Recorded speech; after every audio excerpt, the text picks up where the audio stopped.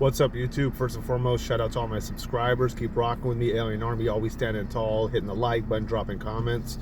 If this is the first time you're watching one of my videos, please drop a comment. I'm a small channel. That stuff, hitting the likes and comments really does help me out. It boosts the algorithm, which I know that you're aware of. If you don't know what to put down as a comment, a smiley face, a thumbs up, something that shows that you're rocking with me, an alien emoji, stand up, join the Alien Army. We're always going strong, growing every single day. I'm a little bit over, a little bit over 1,200 subscribers. I want to give you guys a little bit more of incentive to actually hit the like button and drop a comment, right? So the people that have been doing that, please continue to do so.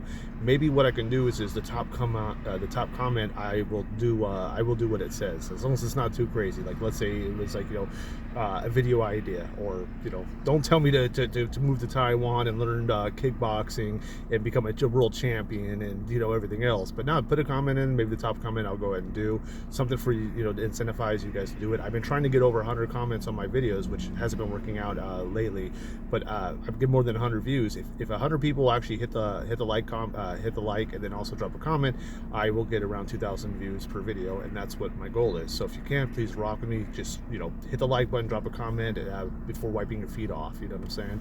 But I'm gonna jump straight into this video. It's homeless living in the hood. Just double checking my notes.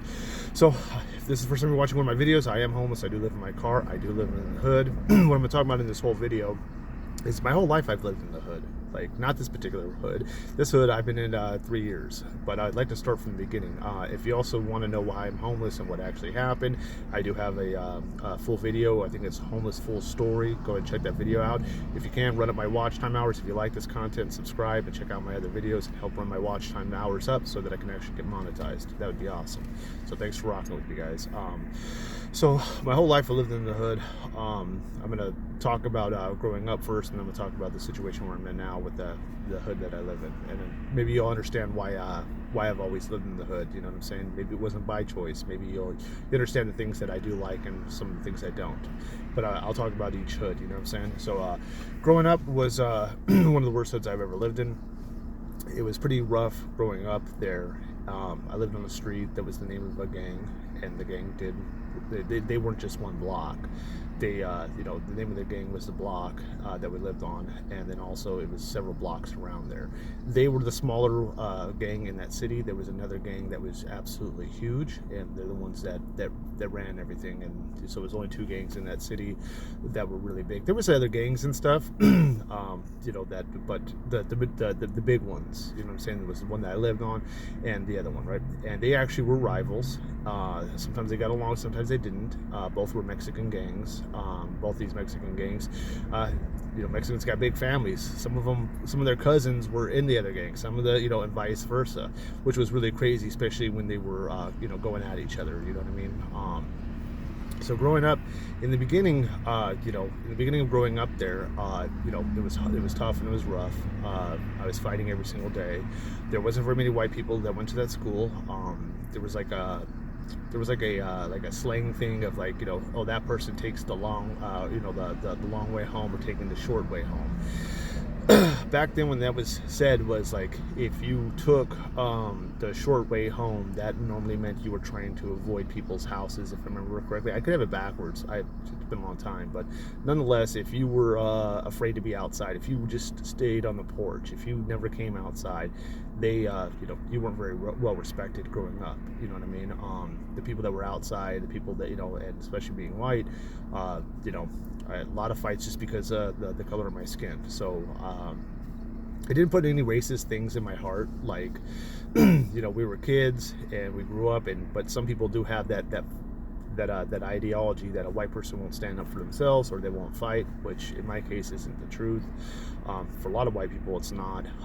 And to me, I could care less about the skin color. It's, standing on principles is what matters to me. What's your principles? What's your moral compass? If you're somebody who steals from your mom, you're a piece of crap. You know what I'm saying? If you steal from your own family, if you hurt people that tried to help you out, yeah, then you're no good. You know what I'm saying? But growing up like that, a little bit later in life, growing up like that, because I stayed there for quite some time. I also came back to that same block in like when I was like in my 20s, I think, and I lived on the same block. I lived at my best friend's mom's house, lived there, and now things are way different. Me being older and me knowing everybody, and like I was always there on the weekends when I did move out of the hood. I lived there for over 10 years growing up there, and I was there every single weekend basically moving forward. Some weekends my friends would come to my house, which was the next city over, but the majority of the time I was always there, so growing up there, now in my 20s and stuff, living there was literally, and I'll talk about the other city I lived in too, which was a hood too, but just not as bad as the first one. So that first city, they're extremely organized, very organized. They know what, they know what cars are allowed to go in and out. They all talk amongst each other. Back then, there was police radios. There was certain whistles. There were certain cars. I mean, could somebody regularly pull their car in there and visit? Yeah, of course. But the people are going to watch out for you. They're going to be like, that person's visiting so and so's house. They know everybody there, and they all talked amongst each other. There was no Karens where like, oh, your tree branch is hanging over my yard, or I don't like you walking in my yard. I mean, when I was real little, yeah, that happened with like one person's like grandparents. They didn't want anybody walking on the yard. I'm trying to keep it 100% honest and authentic to the best of my abilities, which is pretty easy, but nonetheless,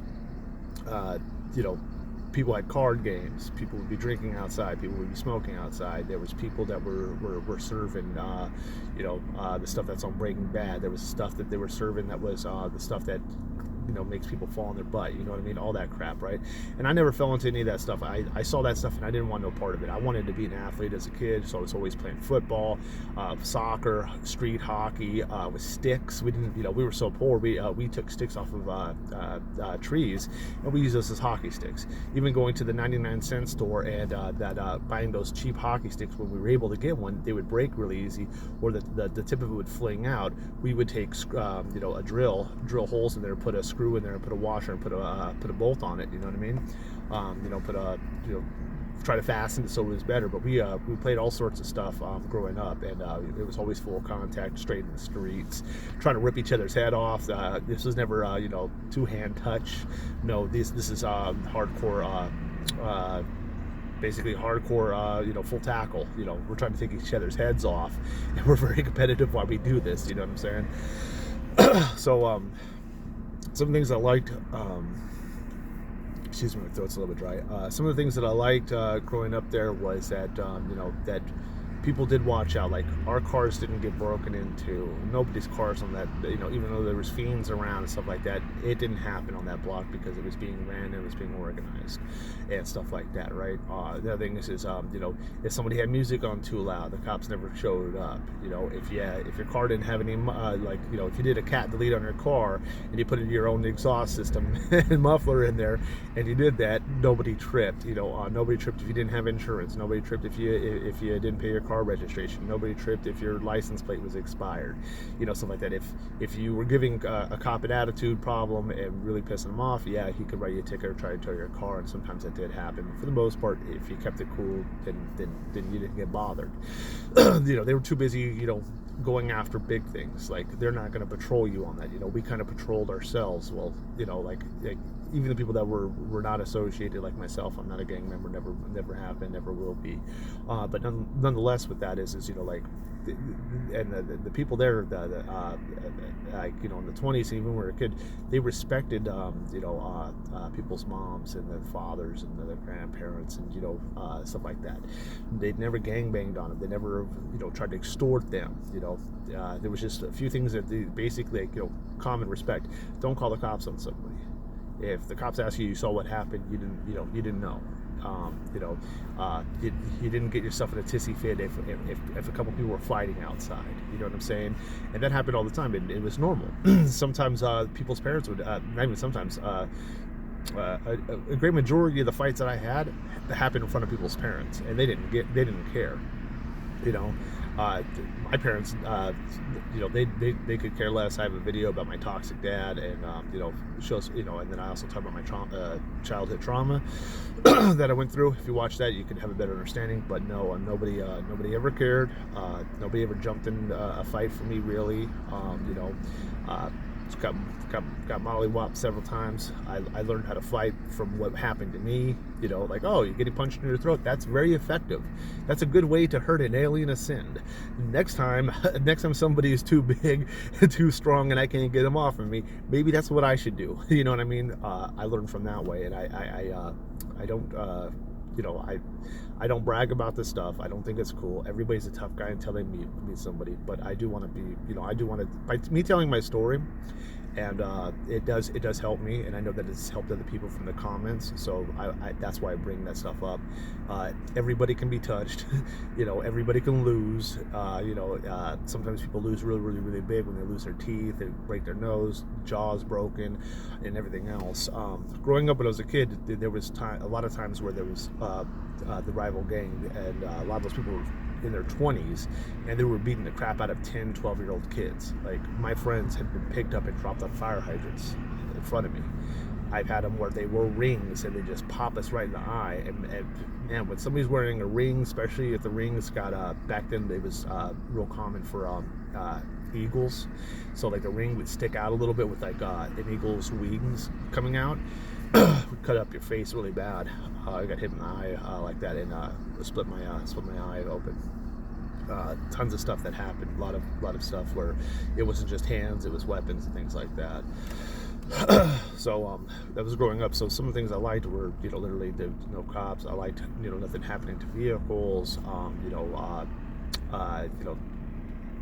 there was a camaraderie around there where it's like, oh, okay, everybody's playing. And there was a couple times where, you know, somebody knew, you know, oh, you lived on that street, oh, I'll buy you and all your friends ice cream. It really didn't happen too much. In fact, our ice cream man was a fiend himself, and he felt so, I didn't know this at the time.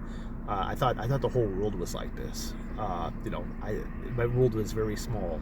You know, it felt so little as a kid. You didn't know about the different states. You didn't know how people were. You know, a lot of things that happened on that street for, you know, I thought were normal, like normal day occurrences, until I saw otherwise. You know what I mean? And nobody ever told me that. Yeah, I had no idea. Nobody ever said, hey, you know, this is what goes on. But back to the ice cream man. This ice cream man would give us all his broken ice creams, because nobody on that street had any money like that, you know, like the kids at least, and we were all all small. And it just all happened one day. He's like, hey, you kids want these broken ice creams? Because he can't sell a broken ice cream, you know what I mean, and gift it to us. And then he'd come down the street, and then if one person was like, hey, do you have any broken ice creams, he'd go ahead and give that person all the broken ice creams, and tell them to please share on our street. And we all did. As kids, we could have been fighting 10-20 minutes before that, and now we got broken ice creams, and now we're all out there acting like, you know, we're on top of the world. Like, that was literally probably all we ate that day, and that's no exaggeration. We didn't even know about top ramens back then. If they made them, they didn't sell them at the stores we went to at that time. A little bit later they did, though, and I ended up living off of top ramen. So the city that I moved to was much better. There was no, at the time I moved there, I mean, there was gangs there, but they weren't gang banging on little kids. They weren't, you know, tripping on us hard or anything like that.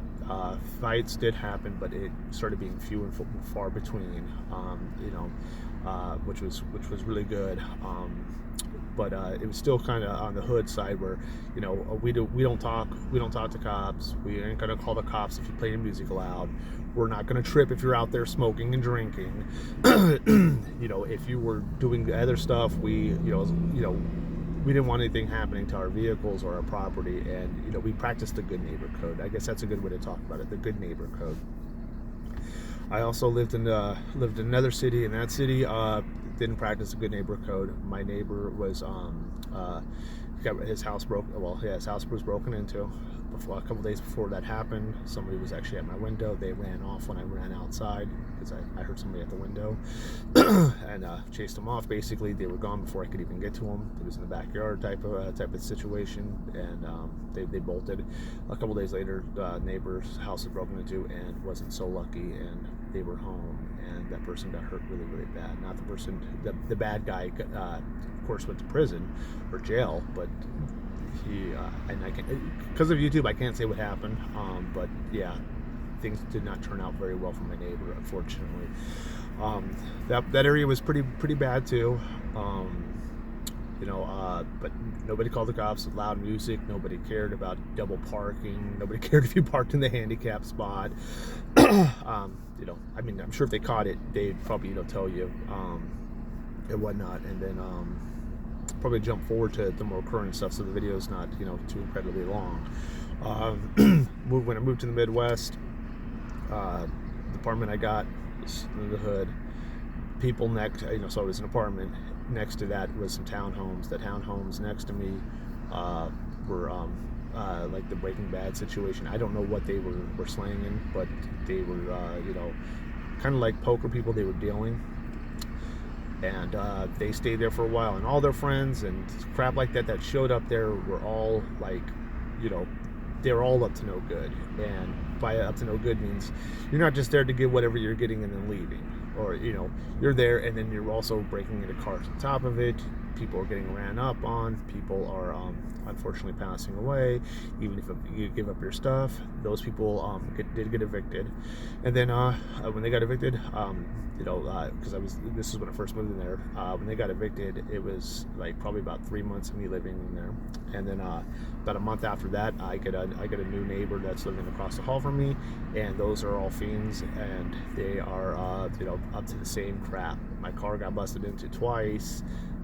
They probably knew something about that. I had some Christmas gifts sent to me, and because I wasn't home and I was working, it got stolen. That really did bother me. That my family sent me something for Christmas, and I wasn't able to get it, and it just got stolen. So that sucks.